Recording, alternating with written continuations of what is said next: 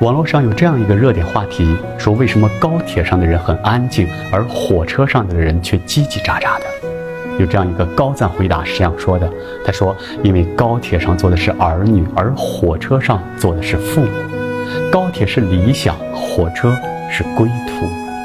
高铁是中国速度，火车是中国温暖。